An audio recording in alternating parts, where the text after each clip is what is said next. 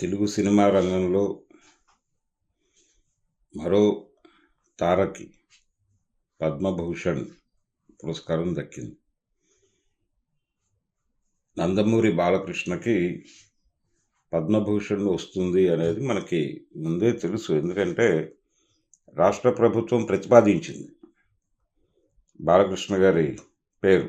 ఆంధ్రప్రదేశ్ ప్రభుత్వం కళారంగంలో ఆయనకి పద్మభూషణ్ పురస్కారం దక్కింది. అయితే తెలంగాణ నుంచి కూడా కొన్ని ప్రతిపాదనలు వెళ్ళాయి. తెలంగాణ నుంచి వెళ్ళిన ప్రతిపాదనల్లో గోరటి వెంకన్న గారికి పద్మశ్రీ పురస్కారం ఒకటి, గద్దర్కి పద్మవిభూషణ్ ఇవ్వాలి అనేది ఒక ప్రతిపాదన. ఇవి ప్రభుత్వం దృష్టికి వెళ్ళాయి, కానీ అది జరగలేదు. ఆంధ్రప్రదేశ్ ప్రభుత్వం అంటే ఎన్డీఏ ప్రభుత్వమే రికమెండ్ చేసినటువంటి నందమూరి బాలకృష్ణ గారికి పద్మభూషణ్ దక్కింది. అయితే తెలంగాణకు వచ్చేసరికి సేవారంగంలో కృష్ణమాదిగకి పురస్కారం, పద్మశ్రీ పురస్కారం దక్కింది. అయితే ఇక్కడ రేవంత్ రెడ్డి గారు కొంచెం మేము రికమెండ్ చేసిన వాళ్ళు ఎవరిని పట్టించుకోలేదు అనేటువంటి పెయిన్ ఏదో ఉంది ఆయనకి. ఆ మేరకు ఆయన లెటర్ రాస్తానని చెప్తున్నాడు కేంద్ర ప్రభుత్వానికి. అయితే గోరటి వెంకన్నని అలాగే గద్దర్ని కన్సిడర్ చేయకుండా ఇక్కడ నందమూరి బాలకృష్ణ గారికి పద్మభూషణ్ ఇవ్వటం అనేది ఎలా అర్థం చేసుకోవాలి అనేది చూడాలి. అంటే జనరల్గా ఆయన పాపులర్ ఆర్టిస్టు నందమూరి బాలకృష్ణ. ప్రస్తుతం ప్రభుత్వం వారిది, రాష్ట్రంలోనూ కేంద్రంలోనూ కూడా ఎన్డీఏ ప్రభుత్వమే ఉంది కాబట్టి వారు ఇవ్వదలుచుకున్నారు, ఇచ్చారు. ఆయన ఇండస్ట్రీ పరంగా ఇప్పుడు వరుస హిట్టుల్లో ఉన్నాడు. అలాగే ఆయన చేసినటువంటి టాక్ షో కూడా చాలా పెద్ద హిట్. దీంతోపాటు ఆయన సెకండ్ హ్యాట్రిక్కి రెడీ అయిపోయాడు. మన సంక్రాంతికి రిలీజ్ అయినటువంటి డాకు మహారాజ్ కూడా మంచి రిజల్టే రాబడుతోంది. అంటే హిట్ సినిమా కింద దాన్ని ఆల్రెడీ డిక్లేర్ చేయటం జరిగిపోయింది. సో నందమూరి బాలకృష్ణ గారు ఆయనకి ఈ పురస్కారం ఎందుకు వచ్చిందో మనకి స్పష్టంగా తెలుసు. అయితే ఇక్కడే చూడాల్సింది ఏంటంటే వారి తండ్రి గారు నందమూరి తారక రామారావు గారికి పద్మశ్రీ తప్ప ఇంకే రకమైనటువంటి పురస్కారాలు ఆయనకి రాలేదు. రాకపోవడానికి కారణం ఏమిటి అనేది గనక మనం అర్థం చేసుకుంటే, అంటే బాలకృష్ణ గారికి ఎందుకు వచ్చిందో మనకు అర్థమైతే రామారావు గారికి ఎందుకు రాలేదో మనకు క్లారిటీ వచ్చేస్తుంది.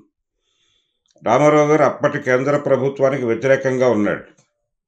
కేంద్ర ప్రభుత్వానికి వ్యతిరేకంగా ఉండటం మాత్రమే కాదు, రాజకీయంగా ఆయన ఒక ఫెడరల్ ఫ్రంట్ నిర్మాణానికి ప్రయత్నాలు చేశాడు. ఫెడరల్ ఫ్రంట్ అంటే ప్రాంతీయ పార్టీల కూటమిని కేంద్రంలో అధికారంలోకి తీసుకురావడం ద్వారా నిజమైనటువంటి ఫెడరల్ స్ఫూర్తిని నిలబెట్టిన వాళ్ళం అవుతాము అని ఒక అభిప్రాయాన్ని ఆయన దేశ రాజకీయాల్లో కొంచెం ముందుకు తీసుకొచ్చినటువంటి వ్యక్తిగా నందమూరి తారక రామారావు గారిని చూడాలి. అంటే కాంగ్రెసేతర ముఖ్యమంత్రుల సమావేశాలు నిర్వహించడం, ఇలాంటి కార్యక్రమాల ద్వారా ఆయన ప్రాంతీయ పార్టీల కూటమిని కేంద్రంలో అధికారంలో వస్తే బాగుంటుంది అనేటువంటి ఆకాంక్షతో కొంత కదలిక ఉంది ఆయనలో. దాంతోపాటు కేంద్ర ప్రభుత్వానికి సంబంధించినటువంటి అనేక పాలసీలను ఆయన విమర్శించాడు ఆయన సినిమాల్లో.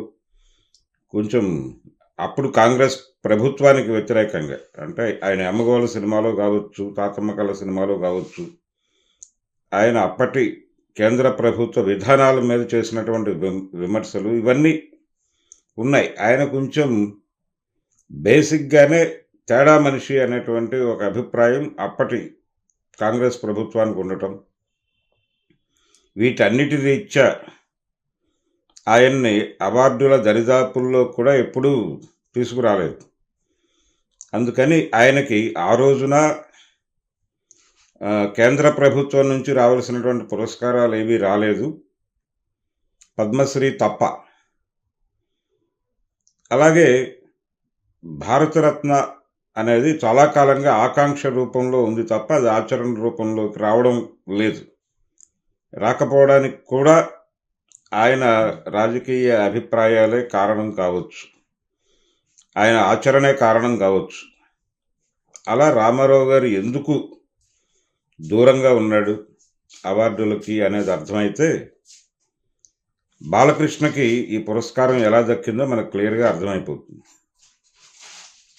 ఇందుకే రామారావు గారికి ఎందుకైతే ఆ రోజున అవార్డులు ఇవ్వలేదో అదే పద్ధతిలో ఇప్పుడు కూడా తెలంగాణ ప్రభుత్వం నుంచి ప్రతిపాదనలు వెళ్ళినటువంటి ఈ ముగ్గురు కళాకారులకి కూడా చోటు లభించలేదు. గోరటి వెంకన్నకు కావచ్చు, గద్దరికి కావచ్చు, వీళ్ళకి ఈ పద్మ పురస్కారాల వ్యవహారంలో వాళ్ళకి ఒక రకంగా అన్యాయమే జరిగింది.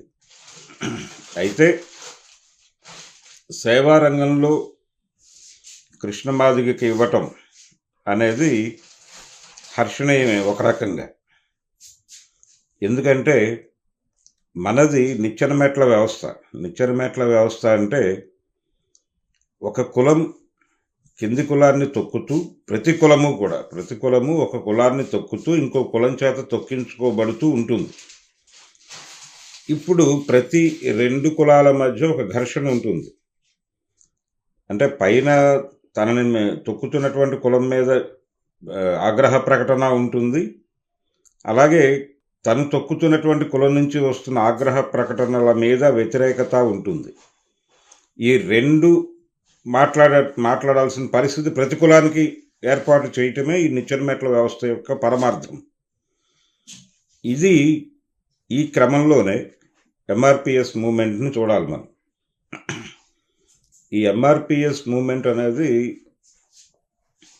ఆ కులం ప్రత్యేకంగా ఇబ్బంది పడుతోంది అంటే తన గొంతు, మా మాట మేమే మాట్లాడుకుంటాం, మా ఉద్యమం మేమే చేసుకుంటాం, మా సమస్యల గురించి మేమే మాట్లాడతాం అంటే శ్రీశ్రీ గారు చెప్పినట్టు ఎవరో వస్తారని ఏదో చేస్తారని ఎదురు చూసి మోసపోకుమా అన్నట్టుగానే, అంటే అస్తిత్వవాద ఉద్యమాల మీద ఒక నెగిటివ్ అభిప్రాయం ఉంది చాలామందిలో. అది కరెక్ట్ కాదు. అస్తిత్వవాద ఉద్యమాలు అనేవి కమ్యూనిస్టు ఉద్యమాల్లో ఉన్నటువంటి చాలా వ్యాక్యూమ్స్ని అంటే ఖాళీలని పూరించేటువంటి ప్రయత్నమే చేశాయి అనే భావించాలి. అలా ఎంఆర్పిఎస్ మూమెంట్ని సానుకూలంగానే చూడాల్సి ఉంటుంది. అయితే ఆచరణలో వాళ్ళు ప్రభుత్వంతో విభేదించి పోరాటాలు చేశారు, అలాగే కొంత లాబీయింగ్ చేశారు. లాబీయింగ్ చేయటం అనేది కొన్ని సందర్భాల్లో అవసరం అవుతుంది కూడా. అంత మాత్రం చేత వాళ్ళు ప్రశ్నించినటువంటి తీరుని మనం వ్యతిరేకించాల్సినటువంటి అవసరం లేదు. అందుకని ఎంఆర్పిఎస్ నినాదాన్ని ముందుకు తీసుకొచ్చిన వాడు, అలాగే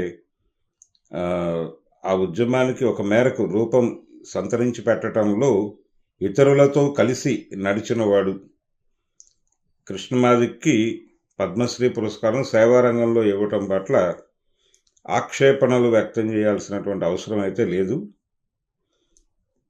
కానీ తెలంగాణ ప్రభుత్వం నుంచి వచ్చినటువంటి ప్రతిపాదనల్ని కూడా సీరియస్గా పట్టించుకుంటే బాగుండేది. నందమూరి బాలకృష్ణ గారికి పద్మభూషణ్ రావటం అనేది అనివార్యం, అది ఆల్రెడీ తెలిసిన విషయమే.